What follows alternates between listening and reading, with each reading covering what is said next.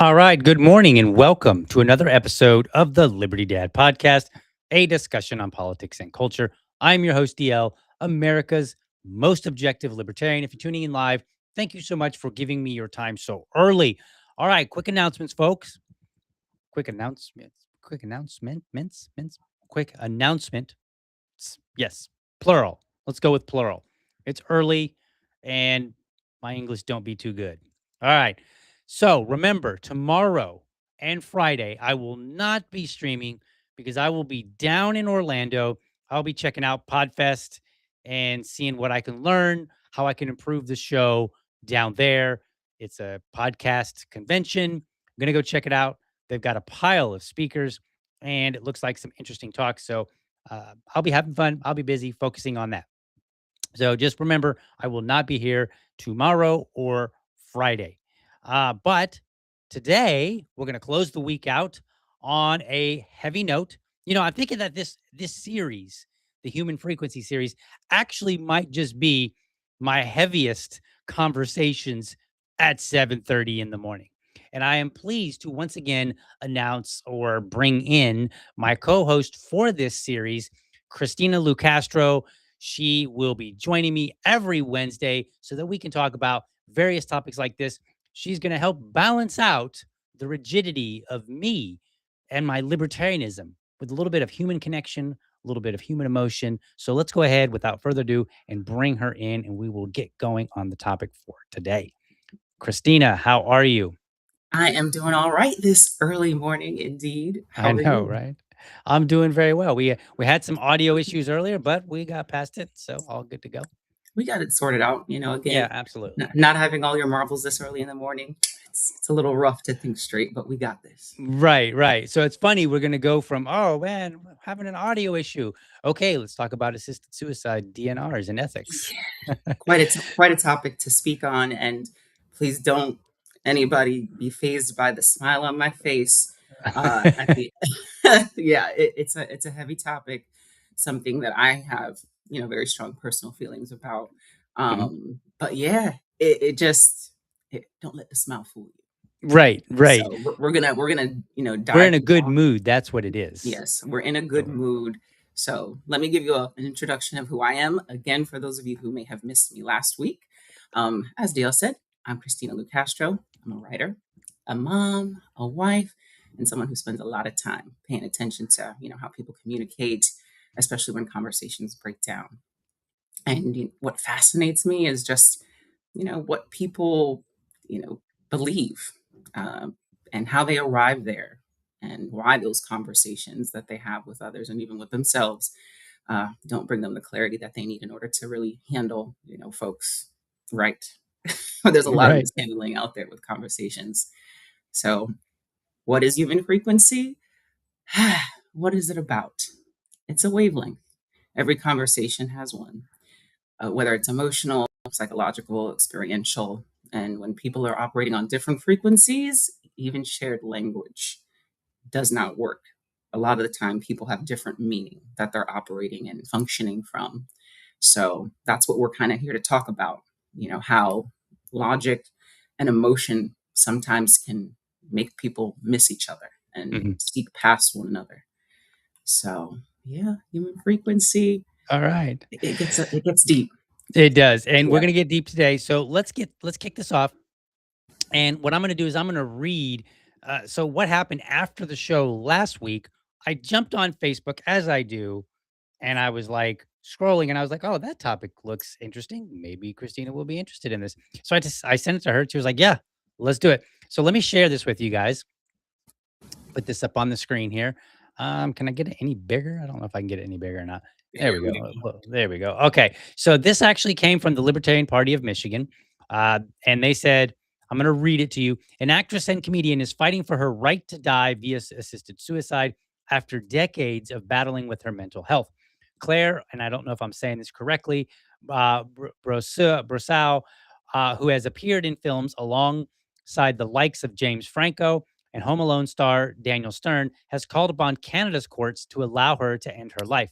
The 48-year-old doesn't see herself ever overcoming the complex mental illnesses she has been diagnosed with and believes she should be allowed to put a stop to her internal pain. She was diagnosed with manic depression when she was just 14 years old after turning to drink, drugs, sex, and reckless behavior during her adolescence. Brasau, let me scroll this down a little bit, was then later also diagnosed with an eating disorder, anxiety disorder, personality disorder, substance abuse disorder, and chronic suicidal ideation, among other mental health problems. Despite trying various medications and treatments, having an army of beloved family and friends, and a successful career, the screen star says nothing has worked and she still wants to end her life. Brasau, who has attempted suicide numerous times, explained that psychiatrists, psychologists, and counselors have all been unable to help her. The actress applied for euthanasia under Canada's Medical Aid in Dying, that's MAID, program in 2021, which allows those with grievous, and irredeemable medical conditions to end their life with the assistance of a doctor. But people who are seeking assisted suicide for solely mental health related reasons are not yet eligible for the program. According to the Canadian government, the temporary exclusion of eligibility for these applicants will remain in place until March 17th, 2027. Brasau, who is single and childless, has now launched a lawsuit and filed a complaint with the Ontario Superior Court, claiming this is a violation of her rights.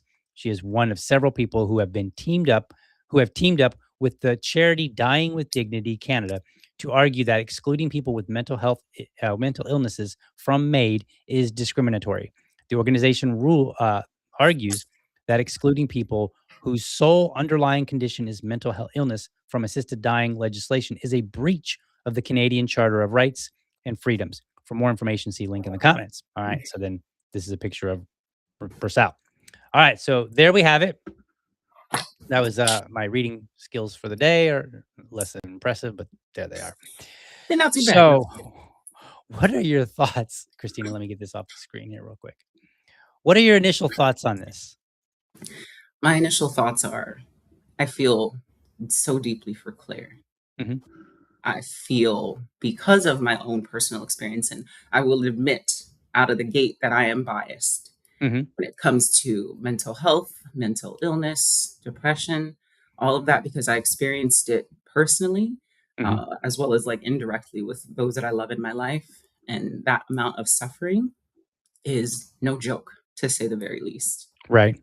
And a lot of people just don't really understand without having gone through the experience themselves. And I think that's another large conversation that our nation definitely needs and is a bit loaded in itself right now, is empathy.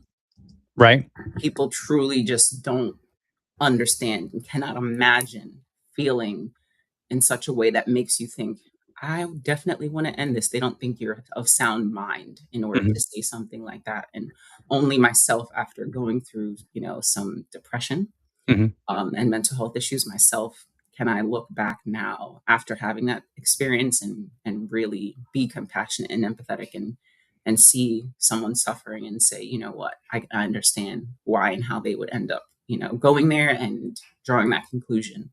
And for those that don't understand, it's just sad, simply sad. Right. So Those are my personal feelings around that. right. Yeah, I'm personally conflicted I can imagine. about suicide altogether. Yeah. Well, particularly assisted suicide. Hmm.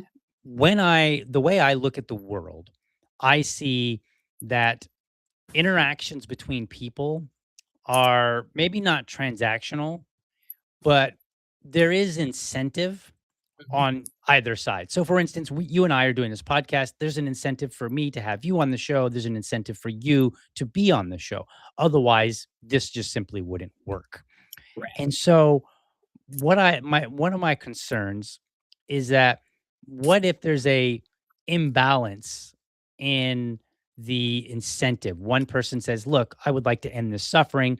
The other person, maybe their and we're being not so charitable here, maybe their underlying goal is they don't want certain people in the community anymore, right? Like how do we ensure that the person that's actually ending the life is coming to the table? How do we vet them so that this person, they are not putting any undue influence? because there's always going to be people that say, "Hey, you should have the right to commit suicide, right, to end your life," and other people would say, no, you don't have that right," or "No, it's not a good idea," and everybody's going to have their arguments to support their position, right? So, what if what about the case when somebody, like we'll just put me and you in this situation. Let's say that you were like, "Hey, I would like to have assisted suicide." What if what if you come to see me and I'm not being objective about it, right? And I'm just kind of, for whatever reason, maybe I've got my own biases that I don't know about. Maybe people with your condition, this is the more worst case scenario. Maybe people with your condition, I'm not fond of, and I think the world would be better off without them, right? Like, I don't know how we deal with that particular concern. And all that is a very loaded conversation in and of itself. I know of one country, the Netherlands, Mhm, where they do have a foundation around how to vet this, because you're 100% correct right now, because there's so many unknowns and because humans are easily coerced. uh, mhm, there's so many layers to it. At the end of the day, you can't just take somebody at their word. Just as somebody's doing like their estate planning, financial planning, you need to have a lot of conversation, make sure that they're of sound mind, make sure that the circumstances surrounding their decision make sense. mhm, Because to your point too, it's not just some flippant decision of, I'm done with being here, I'm over it. To mhm, me, again, my personal feelings, it needs to be justified in the means of, to get to the root of someone's pain and suffering, mhm, and to see, because to me, I just don't understand allowing someone to have chronic suffering mhm, for a prolonged period of time and not want to look for solutions to help them ease that pain, or mhm, minimize or end that pain. It doesn't make sense to me also that we are able to very easily make this choice for animals but mhm. not for people. Right. Yeah, So that's an interesting point. The animals, because most people, well, maybe not most people, but quite a few people out there have they've had to put down an animal, a dog or a right. cat, and usually usually like for when it comes to pets, it's kind of interesting because people will spend thousands and thousands of dollars. And so I would assume that many people, if they come to the point where they're like, "Hey, we're gonna have to put Fluffy down," that Fluffy is in really bad condition just because of the way that we approach animals and suffering and, the amount of money that we're willing to spend on our animals. And like, So just to jump in there, like, yep. I know people are gonna draw the conclusion, oh well, that's usually because of something physical, Mhm, it's usually because of something visible. But I know a lot of pet owners, or those who have family that are animals, that they notice when their pet is no longer themselves, mm, when they stop eating, when they're no longer active, when right, their disposition is just blah and right, beyond. And those to them are signs that, hey, this being, this animal cannot continue on like this. right. It's not as simple as, oh, they have, they're going to have less of a quality of life because they lost a leg, or they have some internal issue that is inoperable, Mhm, so let's go ahead and end it for them. It's a combination of those things. And for me, just because there is no physical indicator that humans are capable of seeing yet, I feel like we're going to get there because there's so many unknowns when it comes to mental health, mhm, that perhaps, that will open that door to that larger conversation of allowing people to make that choice for themselves of what they classify as internal suffering right. and And it's pain. interesting that you mentioned, pets and owners, recognizing that, hey, something is different. I know that my mother was she really loved having German shepherds. So Mhm. we grew up with German shepherds, mostly in the house. We had a few other types of dogs as well, and there was one particular dog where, if I'm trying to remember the story exactly, it was quite a while ago, but I believe he would always go up the stairs and when mom went to bed, when mom and dad went to bed. And so he would always go upstairs, and I don't think he slept in the room, but I think he slept like outside of the room or whatever. And there came a point where he just got too old to go up and down the stairs. Just couldn't do it anymore. And so he would lay at the bottom of the stairs. And then there was a point where he just literally went outside, laid down, and refused to come back in. Period. And the dog was like, I'm done. That's what the dog was saying. it was German Shepherd, so it was a pretty big dog, and I think the dog outweighed me. So like it's not like you could just pick him up and just it's not like a little poodle or something or a tiny little chihuahua that you could just pick up and carry in your purse. So they ended up calling the vet, and the vet came out and put the dog to sleep right there on the spot, and that's how they dealt with it. So it's kind of interesting. But the thing that kind of so here's why I'm conflicted. Number one, I believe that each person owns their own self, and so they have control over their body. Which means if you want to drink alcohol, you can. If you want to say I'm a teetotaler and I don't drink at all, that's fine as well. It's your body to make that choice with, and I hold to that very firmly. On the other hand, I think that there are a lot of concerns that I haven't worked out, and I'm not so sure that society has worked out. So, Yeah, for instance, I that remember part. reading a report a while back that like 50% of psychological studies could not be reproduced. Mhm. Okay. Well, psychological studies deal with human mental health. And so it makes me wonder before we start allowing people to commit to take their lives, to end their lives, have do we really have the requisite knowledge about mental health to make that decision? Because if you look at the distinction that you made a moment ago about physical and mental, physical, we can kind of say like, yeah, you're not, that this is never coming back, like whatever, you've got this physical injury, it's not going to get any better. You're gonna have to deal with this pain. We have a fairly decent grasp on that, but it seems to me we don't have a fairly decent grasp on, in the same way, on mental health. So what would you say is the way to approach that, since we've got two different things and we lack a lot of information about one, but we want to treat them the same when it comes to assisted suicide? Yeah, again, very very loaded for me because when it comes to medicine, it's a practice, Mhm, and with it being a practice, to your point, we try to approach things very logically and methodically, scientifically, and sometimes I feel like that is very cold and can get in the way, and we miss the piece that's simply sitting in front of us, which is the person, mhm, which goes back to what my one of my main focuses and practices for myself is this qualia of really doing a deep dive into each individual's lived experience, mhm, because even on a smaller scale, to kind of what we spoke to last week, you can't you can have five kids under the same roof with the same parents, and they all have different experiences, they all have different feelings, they all have different dispositions. So you're not going to get you know a a broad paintbrush, uniform experience from all of those kids.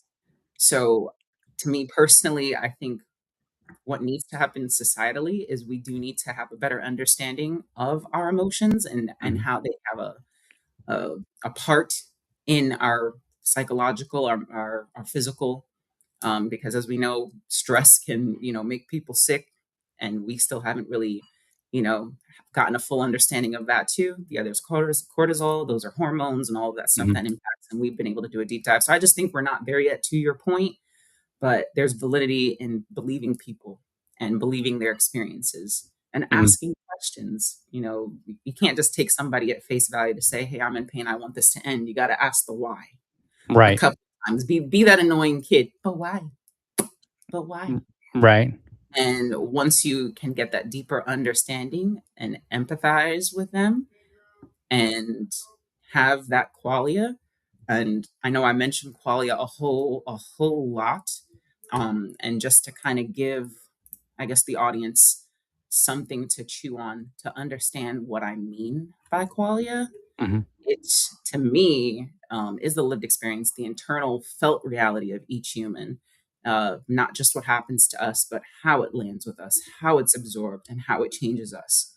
So it's beyond experience. It's mhm, the combination of, being transformed because of that exposure and that experience that you have. And you can only get that by truly either living it and or really sitting with somebody and doing that deep dive with them. And a lot of people just don't bother to, find out somebody else's experiences, perspectives, feelings, and all that stuff. So yeah, all that to say, I think we can get there, but we're not there yet, to really respect people's wishes of, why they would come to that type of choice.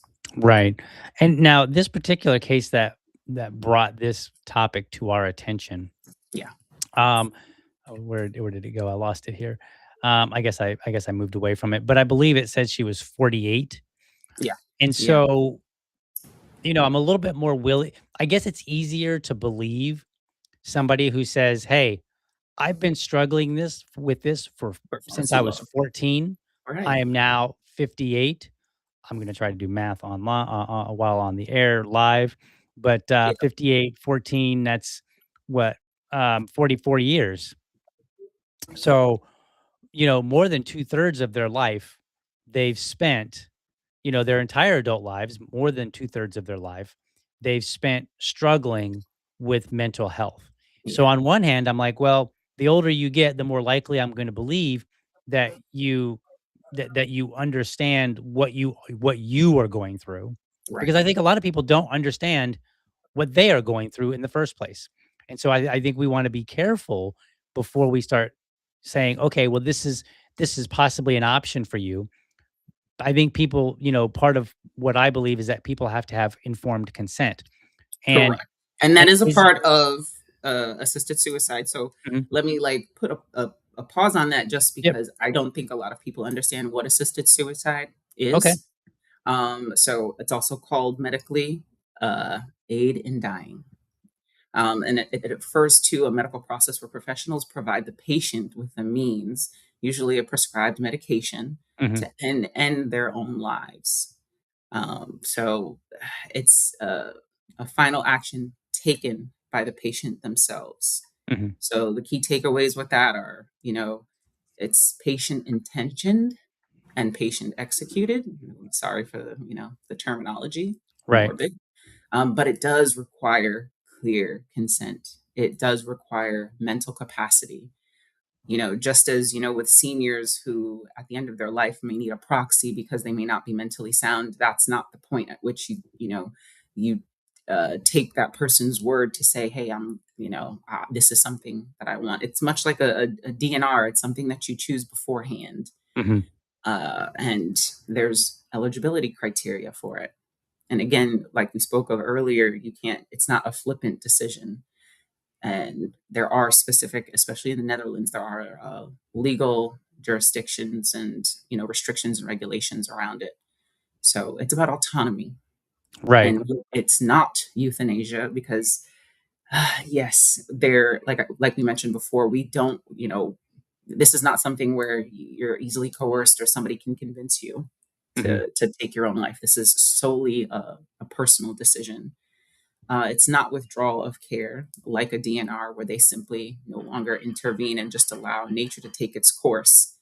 And it's not a passive intervention. And I kind of wanted to bring that up too, about the difference Mhm. between a DNR and assisted suicide, not necessarily in the act itself, because one is where there's intervention, Mhm. where that is assisted suicide, and one is where there is not Mhm. intervention, Right. DNR. And again, it's almost, and I hate putting it like this, but back in the olden days, they would say, let's put somebody out of their misery.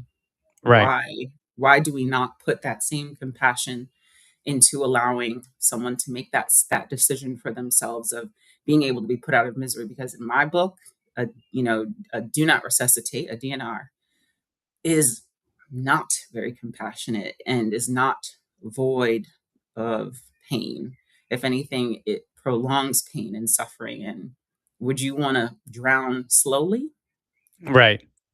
So what Yeah. are your feelings around a DNR versus So I think a assisted DNR suicide? is I think a DNR is easier to wrap my On head around who? as a well, for me, I'm just talking Yeah, about for me. So I think it's a yeah, little easier for me to wrap my head around because it's like you said, it is saying, "I don't want this particular treatment." And I have that right in any other context. So Right. I could go to the doctor and he could say, "Hey, it looks like you have, a cold, or it looks like you have the flu. I'm going to prescribe this medication." And I could look at the medication and I could read the fine print and see all the scary warnings and then decide, you know what, maybe that's not for me. And so I could just go ahead and decline to take it, or even decline the prescription in the first place. I could say, no, I just wanted confirmation, that it is the flu or something like that. And then I could go home and I could decide how I wanted to treat this. I could say, I'm going to take the medication that they were willing to prescribe me. I could say, I'm just going to take some, ginger tea and some honey. I know that's not necessarily going to fix the flu, but I'm just saying, like, I can do this. Or I could just say, I'm going to tough it out and I'll get through this. And But so you're making when it sound a little too pretty for me because when it comes to DNRs, it's not about, hey, don't use those paddles on me to restart right, my heart. I'm going to go home and drink some tea. It's, hey, I'm suffering and I can only withstand a certain amount of pain. I have a right, limit and I only want to experience, what I'm capable of, or as far as desire of mhm, handling. Because right, obviously humans can handle more than they know, but it's about, again, that autonomy. And mhm, so to me, in hearing, your take on it, doctors, they have an oath mhm, to save lives. But why is it okay for if a patient says, do not resuscitate me, keep going? Why is it okay for a doctor to be able to put their hands up and say, oh, well, the patient said they don't want me to keep going, so I'm going to stop? Versus, hey, the patient wants me to stop hurting them and they're suffering. Let me allow them the choice because they've mhm, already had the choice of the DNR. Let me allow them the choice of ending this pain and not prolonging it when we know what the inevitable is. We know that nothing that we do is going to increase the quality of their life, increase mhm, the length of their life, right, outside of the little time that they may get due to the DNR of just stepping away and letting things just kind of slowly happen.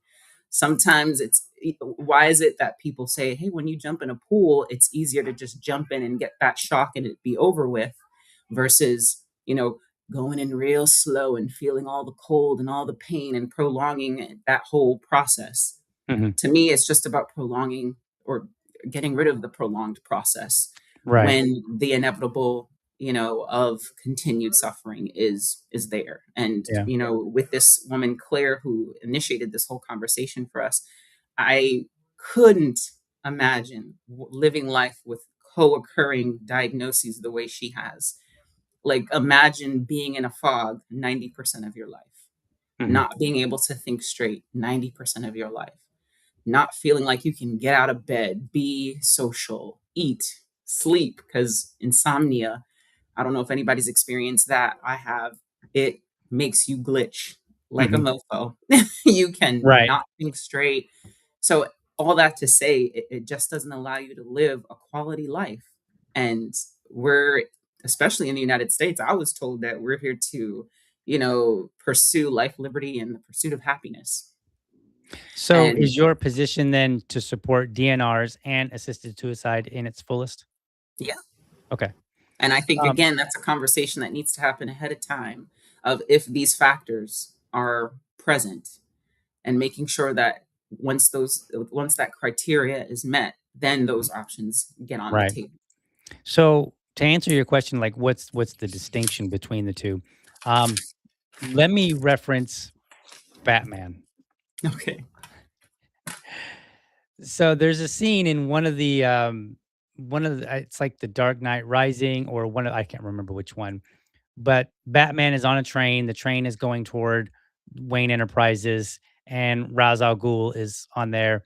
And throughout the movie, Ra's al Ghul is like, "Oh, you were never willing to do what it takes." In other words, you weren't willing to actively kill people that allegedly needed to be killed. That was Yeah. the argument that Ra's al Ghul was making. And Batman, they're on the train, and he said, "I don't have to kill you, but I don't have to save you either." And Mhm. I think in this particular case, um, in this story, it kind of illustrates the problem with the distinction between a DNR and assisted suicide, because one is an active state. You're actively doing something. You wrote the prescription. You, gave them the injection. You did whatever, however that suicide is playing out, right? It's a pod. You push the button once they got in the pod, whatever. However, in some way, you assisted through an active participation. Yeah. Whereas DNR is not active participation. That's just saying, I'm taking I'm backing up. So it's very similar to the Batman, where he's like, I don't have to actively kill you. I just don't have to save you either. So let me jump out of the, and that's what And he does. that's where the lines get blurred for me, Right. because you're not actively killing anybody in either one. Just because you hand someone the keys to a car and they go and Mhm. drive it and crash it doesn't mean that you're responsible. And I feel like that is But what is it if you know they're gonna go and drive it and crash it, if you tell me, DL, I'm gonna go crash you're this not car, wrong. You're not and wrong, then I but give you the but keys, am I again, complicit? knowing versus not knowing shouldn't, be the crux, Right, because you're allowing somebody to die in a DNR as well.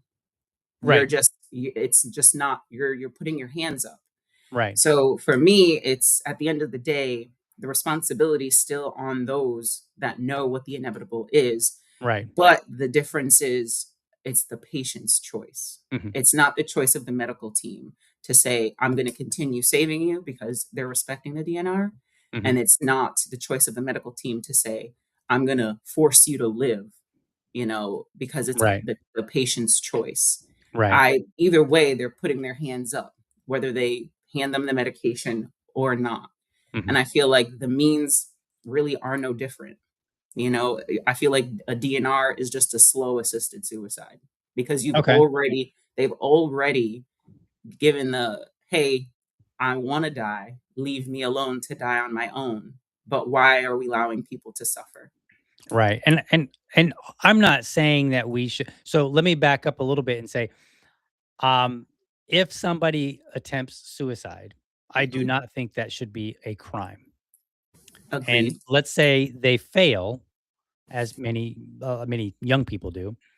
I would say we start with the presumption, hey, there's a mental health issue here, not Yes. necessarily one that needs to be resolved through death, but there is a mental health issue. Because generally speaking, it is good to think of it in terms of wanting to die is generally speaking unnatural. At least when Correct. you're like, generally, like, not to say there aren't exceptions. Obviously, if you're 90 years old and you're barely alive, you might say, "I'm ready to go." Yeah. And a lot of old people do say that. They'll say like, "Man, I'm ready to go." And they're comfortable with it. And so, I don't think there's necessarily I don't think we could say absolutely it's always representative of a mental health issue. It's But not. Yeah. And to but I think me, in most cases it would be, yeah, right?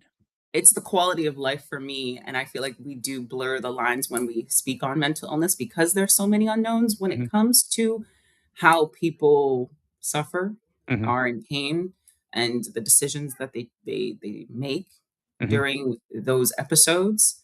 And as I mentioned earlier, I think when people are clear, when they're able to clearly give, consent, I think that's a different conversation than, hey, this person is actively suffering from a mental health issue or mhm. episode, and they're asking to end their lives. That's not clear of mind. Right. So it's definitely for me when someone is able to make that conscious, clear consent, decision.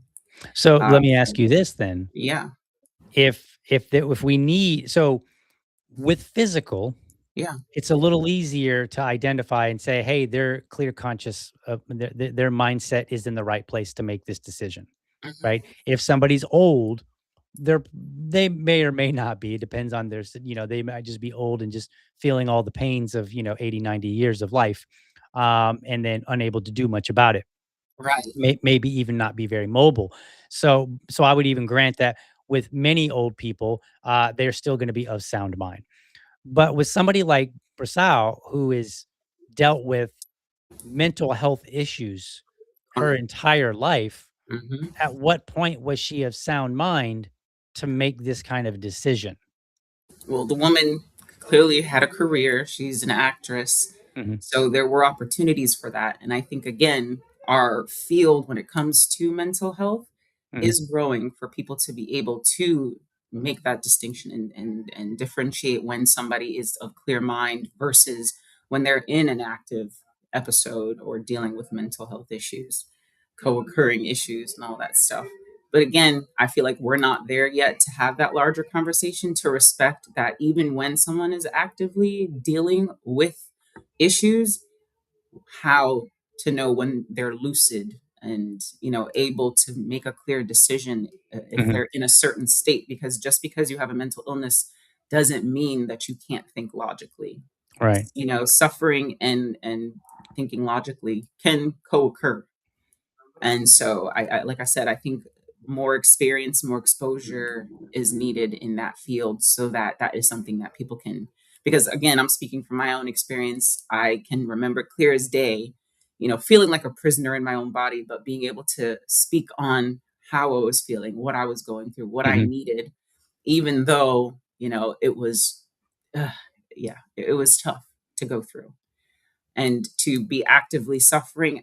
You can speak through a Hmm. broken leg, you can speak through mental illness, you can be in active pain and be able to express what's going on. So I feel like the type of language, the ability to differentiate between reality and fiction basically are indicators of, hey, is this person of sound mind? And I think we are not too far away of being able to make those type of assessments a reality. So, we're just going to continue using Brasau here. Yeah. Um, so she has been dealing with.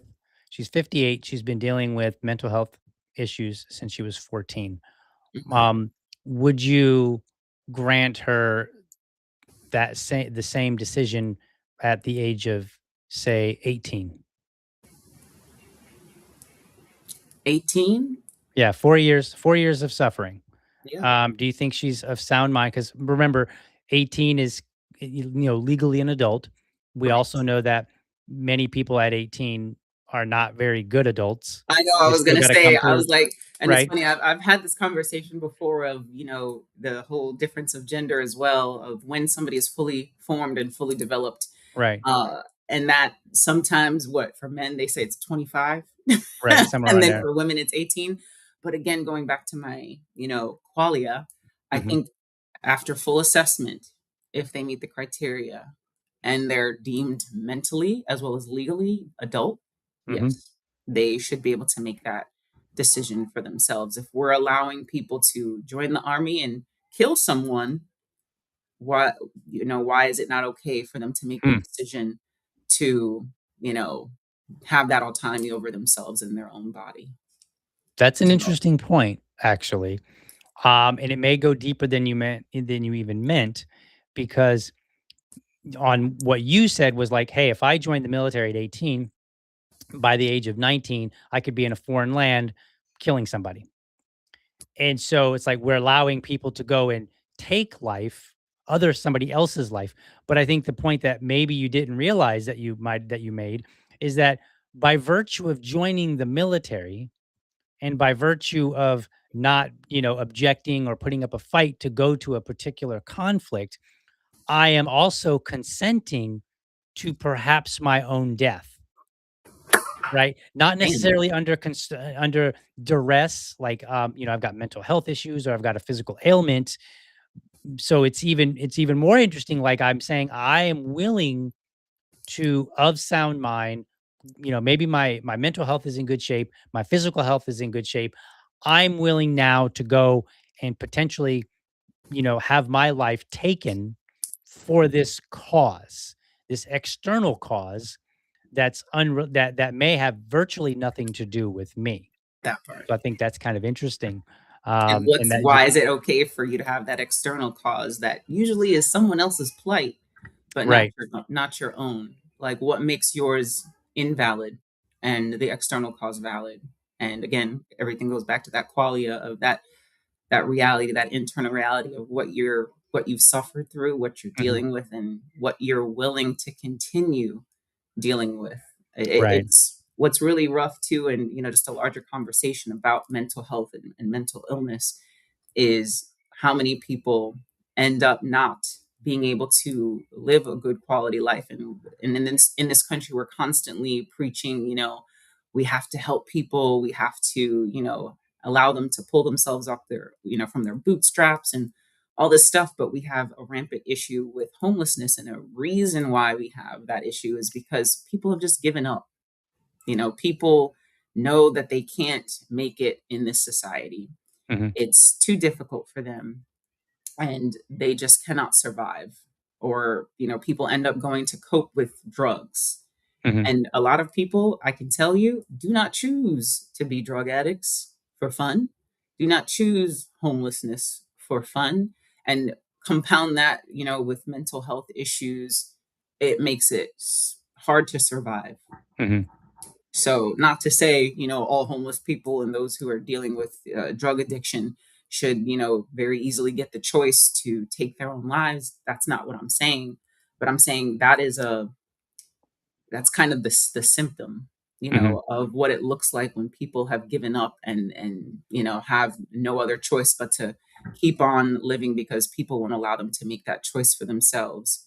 um it's kind of hard to look at it that way, and it might sound a little insensitive, but that's the Hmm. reality. I worked in a mental health nonprofit for a few years, and to just see the amount of suffering and the desire for people to want to get out of it but just not be able to. You can't will or wish your way out of mental illness. Right. And if you can't afford to get the proper care with medications, with medical attention, you're kind of left to your own devices. And what's sad to me is there's too many people who lack the compassion to see that a lot of these people don't want to be in the position they're in, but they're not willing to help. Hmm.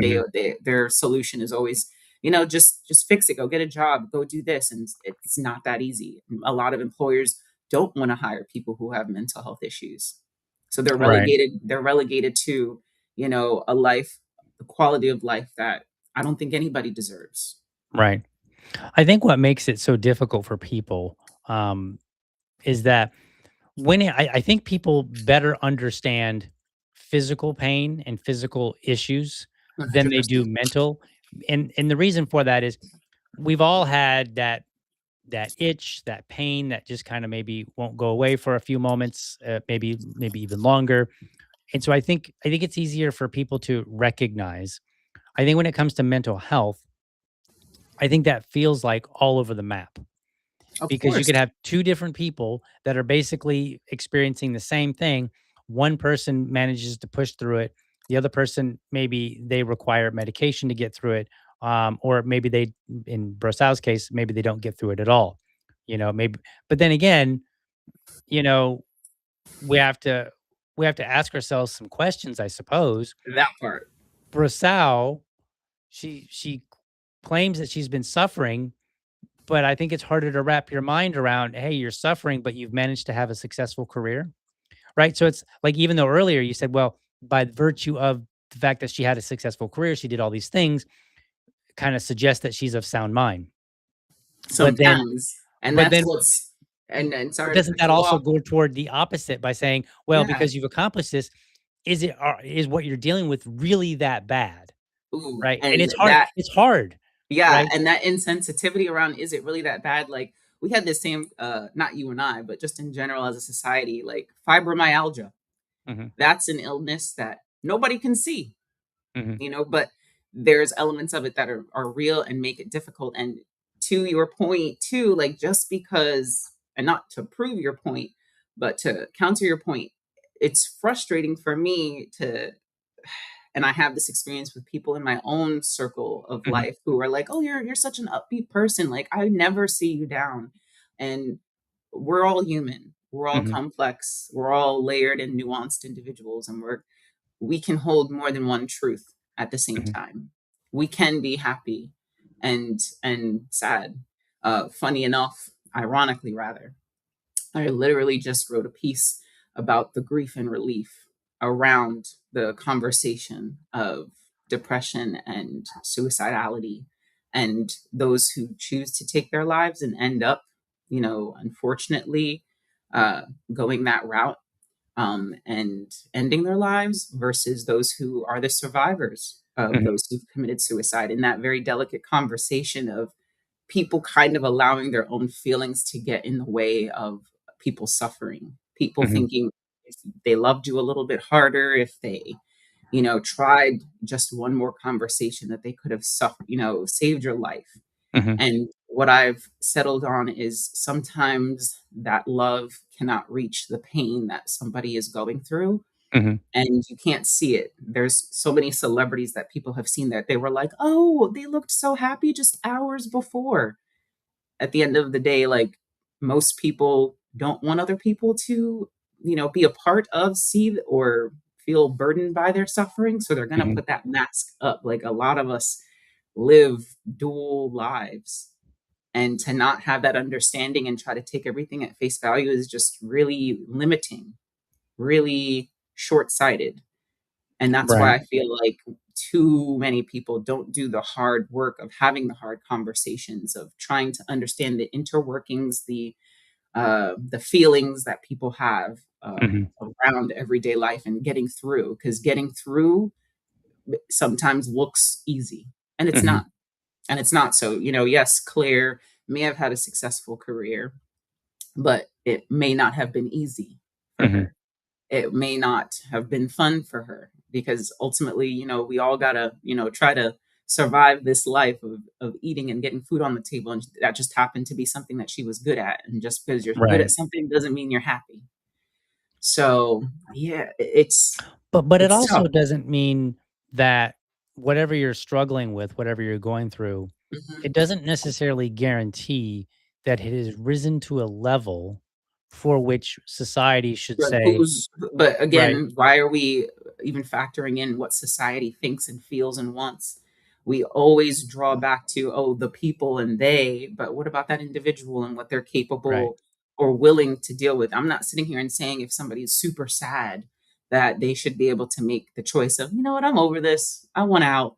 Mhm. Again, criteria must be made. They must Right. be, vetted, and they must be of sound mind. Those factors should never go away, because it has to be something that's chronic. It has to be something that takes away from their quality of life. And again, why is it okay to allow somebody to slowly suffer versus, allowing them the choice to Sure. determine how long they are willing to suffer? Sure. I think it's a relevant question though for society because ultimately society has to give the approval and say doctors can do this. They, because everything is wrapped around our laws, our customs, so you're going to have Yes, doctors that's an that, yeah, itchy topic, because if you're ill-educated, and right. that's another pain point for me, Hmm. uh, as a woman Hmm. living in a country where a majority male, body of law, like to make Hmm. choices for my body Hmm. without knowing the consequences or the full extent of why it's best for a medical professional Hmm. to collaborate with their patient, of that individual one-on-one care. So I get what you're saying, but it doesn't make it right. That society Well, has to be a part of accepting and making it lawful, and you know, if society didn't need to be a part of it, we wouldn't be having this conversation, right? Because I ultimately that's what we're doing is we are being a part of it, me yeah, and you, by we can having have this opinions, conversation. but I don't think it's our decision and our choice. It's Well, okay I don't to I don't think the individual decisions are everybody's choice. So you have Brasau. correct. I don't think society should say, okay, do we think that Brasau is in a position? But I think that society does play a role in saying, okay, are we comfortable with the requirements that the medical Is institutions have come up is with? it Do they about make sense? comfort, or is it about understanding? And I feel like that's where society as a whole is still very immature, Mhm. still very primitive, in Mhm. that we allow our feelings and not facts to drive, how we move and progress as a people, as a humanity. One day I truly hope that we can get there, that we are more educated about, people's individual choice, Mhm. about the, the to me, knowing that you don't know something and that you shouldn't have anything to say is a sign of maturity. And I don't feel like our society has matured enough yet to be able to say, I don't know enough to have an opinion on this, and I'll leave that to the experts and the professionals.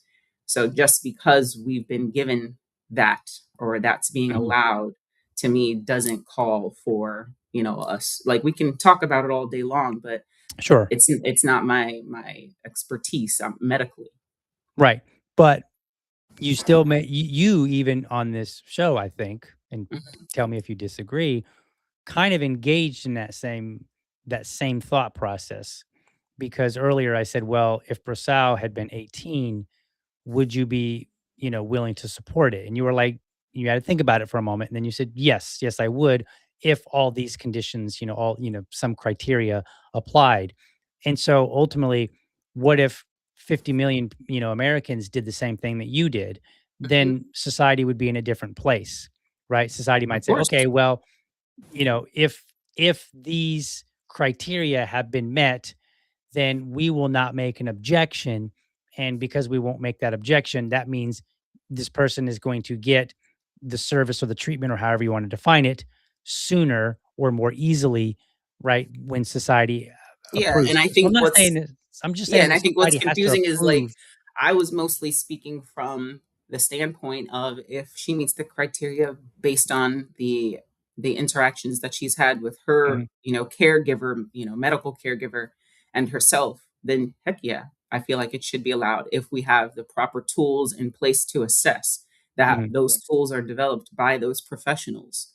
So right. who am I to say? And again, that's kind of what happens today with women and their doctors, where even with insurance denies people all the time, even though their medical provider, their doctor, says Mhm, this is an absolutely necessary procedure or an absolutely necessary medication that they need to take. Why is this being denied? Oh, well, we don't feel like they should do that. And it's like, mhm, is this about this person's experience, or is this about money? Is this about, like, what is this about? And I feel mhm, like we need to get to the root of that conversation as well. Because if we're going to start dismissing medical professionals and experts, then what are we really doing as a society? Are we allowing our feelings to drive, or are we allowing information, fact to right, drive? And I think, again, because of the immaturity of our society, we are not there yet to allow for that very clear distinction of hands off, of having any part of choosing what experts should solely be able to speak on. right. So have experts ever done the wrong thing and even on purpose? Of course, because everything's a practice and we're still learning. But the Right, more data that you collect, the more right, experiences and qualia that you have, the more you right, come to realize, and that could be spoken on in any form. I right. just saw a jubilee with one of the doctors that are on the internet about, anti-vaxxers, Mm, and how a lot of people unfortunately use, and I'm using it too, their own personal experiential, right, life as justification for allowing or not allowing something, not realizing that the person sitting next to them has a polar opposite experience and it's right. justified for them. So, all that to say, this doctor basically said, yeah, nothing is 100%. Mhm, And with that, it's a practice. And with that, it takes time and data to really hone in on what does and doesn't work. right, And I hear you. When it comes to people's lives, it's delicate. It's right. not it's not like taking a medication. But Yeah, and that's all I'm trying to say. I'm not necessarily trying to squash it per se. I'm just trying to make sure that I don't wanna normalize the idea of somebody taking their life to the point where we get sloppy about it, Mhm. right? Where we allow the 14-year-old girl who's just dealing with some mean kids in school, because a lot of Excuse me. 14-year-old girls will be like, I gotta kill, but like they have killed themselves over Yes, things that would actually end up going away at some correct. point, like when they graduate high And school. that's why they probably wouldn't pass the assessment. They Right. probably wouldn't meet criteria. So again, there has to be policy in place. There have to be regulations in place. It's not a flippant decision Mhm. at all, at all. And I feel like sometimes people throw the baby out with the bathwater, and they're like, well, we can't, we can't broach this conversation at all because it's all bad. And it's Mhm. when we stop looking at the nuance of it, when we minimize people's individuals' experiences, that's when we get in trouble. And that's why we have so much conflict Mhm. with communities, with groups of people who are dealing with something, and that is their reality. And we try to also make false equivalencies and say, oh, well, what about all these kids? And it's like, we're not talking about kids. That's Right. not even a part of the conversation, and it shouldn't be. And you're 100% correct. I agree. That shouldn't be the case. They Right. probably just need therapy. They need help sorting through their emotions. And that's a whole other large conversation of the Mhm. fact that in our society, specifically in the United States, we don't, focus on emotional intelligence, Right. on emotional regulation from young. That's Right. something that we're, as parents, expected to impart on our children. But what happens when the parents themselves don't have that foundation, don't Yeah. have don't have those tools? So you end up with people of all ages just not knowing how to deal. And maybe Right. this conversation would be different if our society actually did focus on those things and allowed people the tools, the time, uh, and everything they need in order to better deal and not have to end up at a point in their lives where that does become an option in their mind. So that to me is a much larger conversation as well. Oh yeah. I think this whole conversation would be is really a much larger conversation to have because what I'm getting at, and I know Mhm. we're getting close to our time here. Yeah. Yeah. What I'm getting at is that I don't want to normalize the idea of suicide to the point where teenagers think, "Hey, this is a normal thing, and even though they won't let me do it, I'm going to do it myself." In other words, I don't want us to think that, "Hey, socially, this is a good idea." I think I like the idea that we keep it in the context of, it is normal. The preservation of life is normal. So when somebody wants to die, that's abnormal, out of the Right. ordinary, And but not necessarily bad I don't if the disagree, but situation again, requires it, yeah, right? to me it has to do with education, because ultimately there's so many things in this world and in our society that are normalized. And I know we're short on time and I'll try to wrap it up. Mhm. But, dysfunction in so many forms has been normalized. Abuse, substance abuse, as far as alcohol, has been normalized. Right, So again, if we educate ourselves, we won't plant the seed in the way that it's not intended to be planted. And that's all I'm getting at. I don't agree that any of that should be normalized, but at the end of the day, death is normal. yeah, And unfortunately, sadly, right, it's inevitable. Like, the only guarantees in life are that we all gonna have to, go sometime. And why not allow people the autonomy of choice of when that time comes, if appropriate? right. So yeah. Anything we didn't get to touch upon that you just kinda wanna briefly mention?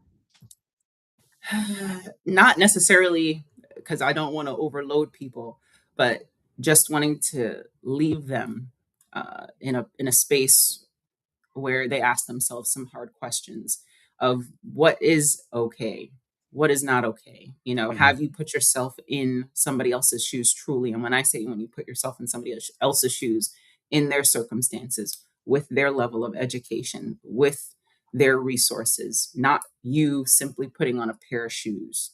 mhm, So truly being able to see, feel, smell all the things of what somebody else is experiencing. And if you're incapable of doing that, having the self-awareness enough to know, hey, I don't truly understand or feel where they're coming from. So maybe that choice should live with them, and I shouldn't necessarily, speak on their behalf. right. Awesome. All right, well, I'm gonna put you backstage real quick, close the show, and then we'll chit chat for a moment. And, folks, I hope you enjoyed the show today. Give me a second here. I'm clicking buttons. All right, folks, I hope you enjoyed the show. Hope you found it informative and inspiring in the context of, hey, you know what? Maybe this topic deserves a little bit more thought from me. And hope you consider both of our side. We both came from different perspectives, and hopefully you took both perspectives and you say, all right, there is more for me to think about, not just in terms of, hey, am I going to allow this? But also, hey, what about the people that want it? Where are they? What rights do they have to their own body, so on and so forth. And look, maybe you're watching now, maybe you're watching later. I'm just going to ask you if we missed anything, if we need to offer a correction about something, or you just want to be promiscuous with praise, come back later and drop us a comment in the show notes. Or I'm sorry, in the show notes. Getting tongue tied here. Drop us a comment. Let us know what you thought, what we might have missed, what we need to consider. But otherwise, I will see you guys Monday with another episode. We are going to get back to bill reviews on Monday. So look forward to that. But with that, folks, I'm out. I will see you next week.